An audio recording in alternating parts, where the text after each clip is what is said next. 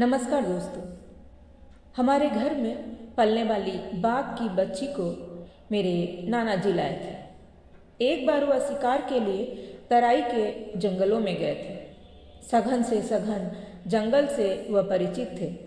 उस क्षेत्र में जो भी शिकारी या शिकारी दल आता, नाना जी को शिकार पर अवश्य साथ ले जाता। इस बार भी शिकारियों के आग्रह पर वह जंगलों में गए थे। लौटती बार बाघ के उस नवजात शिशु को उठा लाए थे। शिकार करने वालों के मुख्य दल से आगे आगे एक बार वह पहाड़ की पगडंडियों पर बढ़ रहे थे। उन्होंने बाघ की एक छोटी सी बच्ची को अपनी माँ से बिछड़ा हुआ देखा। बच्ची लंबाई में मुश्किल से 18 इंच की रही होगी। बरगद के एक विशाल पेड़ के नीचे वह दबी छिपी पड़ी थी। घर आने पर मेरी नानी ने उसका नाम टिमी रख दिया। घर में टिमी को हमारे घर की बैठक सबसे ज़्यादा पसंद आई। वह आराम से बैठक में सोफे पर आंख मूंदे पड़ी रहती, मस्ती से सोती रहती। गुदगुदे सोफे पर वह एक नन्ही सी गुड़िया लगती। जब भी घर का कोई उसे छेड़ता वह बौखला उठती, क्रोध भरी आंखों से उसे देखती। हाँ, उससे खेलने की मुद्रा में जब भी कोई उसे छेड़ता तो वह पुलकित हो उठती, खेलने को तैयार हो जाती।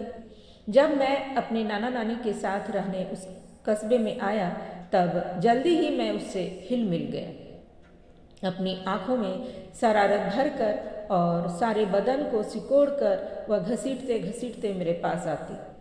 आहिस्ते आहिस्ते आकर वह मेरी देह से चिपट जाती, फिर मेरे पैरों को चारों ओर से जकड़ लेती। इसके बाद अपने शरीर को सिकोड़ कर बैठ जाती। मेरे शरीर को गुदगुदाते हुए उसका आनंद लेती। कभी कभी मेरी कोहनी को काट खाने की मुद्रा बनाती। देखते देखते वह बेशक हो गई। देहरादून की सड़कों पर जब मैं उसको साथ लेके सैर करने निकलता, सड़क पर आते जाते लोग आंखें फाड़ फाड़ कर मुझे और उस बाघिन को देखते। रात को वह बाघिन माली के घर के पास सोती। एक दिन मेरी नानी ने कहा, एक दिन ऐसा आएगा जब यह बाघिन माली के बिछावन पर सोती हुई मिलेगी और तब माली गायब मिलेगा।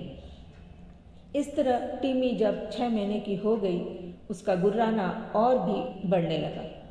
अब उसको जंजीर में बांध कर रखा जाता। घर के सारे लोग उसे शंका की दृष्टि से देखते और उससे भय खाते। ऐसा भी मौका आया जब माली को खूंखार दृष्टि से देखते हुए वह उसका पीछा करने लगी।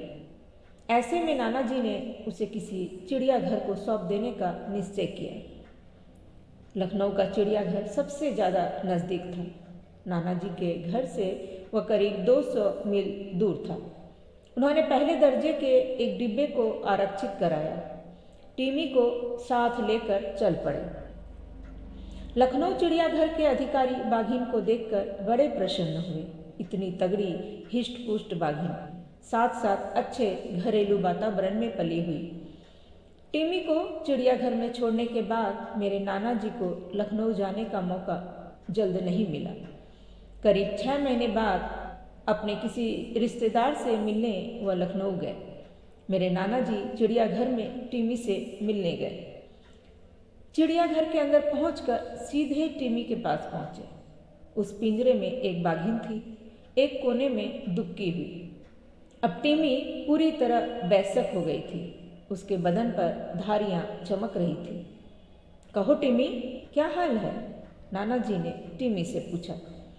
पिंजरे की सलाखों से उन्होंने अपने दोनों हाथ टिमी की तरफ बढ़ा दिए। बाजुओं को अंदर देखकर टिमी उनके पास आई। नाना जी को दोनों हाथ अपने सिर के चारों ओर प्यार से फेरने दिए।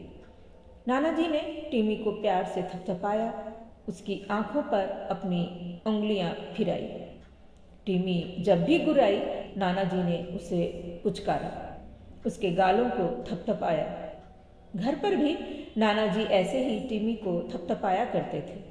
ऐसा करने से टिमी तत्काल शांत हो जाया करती थी। टिमी ने नाना जी की हथेली को अपनी लार से तरबतर कर दिया।